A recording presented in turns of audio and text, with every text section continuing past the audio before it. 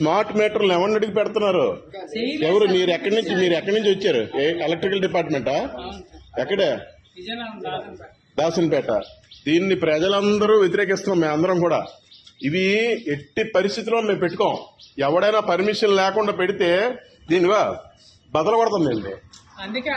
అడగమండం కాదు, ఎట్టి పరిస్థితుల్లో ఎవరైనా ఈ ఏరియా మొత్తం ఎవడైనా ఇక్కడ ఏ ఇంటికి వెళ్ళినా సరే ఈ అదానీ మీటర్లు అంటే మా రక్తం పీలుస్తారా?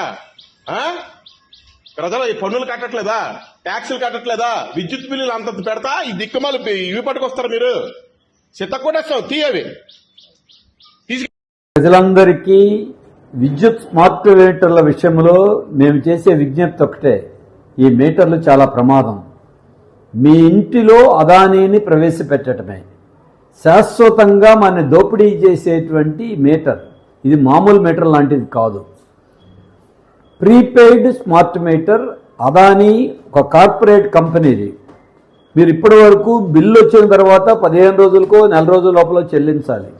ఈ మీటర్తో ముందుగానే మీరు ఫోన్లో బ్యాలెన్స్ వేయించినట్టు బ్యాలెన్స్ వేయించుకోవాలి. ఇది అదనపు భారం. అంతేకాదు గంటకి రీడింగ్ తీస్తారు, గంటకి రేటు నిర్ణయిస్తారు. పగలొక రేటు, రాత్రి ఒక రేటు. ఇది ఇంతకంటే దుర్మార్గం.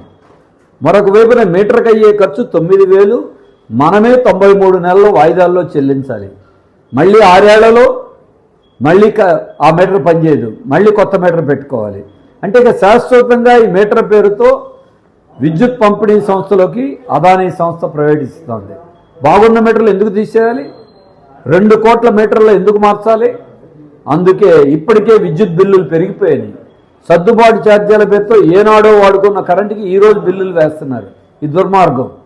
ఇప్పుడు ఈ మీటర్ పెడితే చాలా చోట్ల ఇంకా బిల్లులు పెరిగిపోతున్నాయి. అందుకే ప్రతి ఒక్కళ్ళు మీ ఇంట్లో మీటర్ వద్దు, మీ అనుమతి లేకుండా మీటర్ పెట్టకూడదు. కాబట్టి అందరూ అడ్డుకోండి.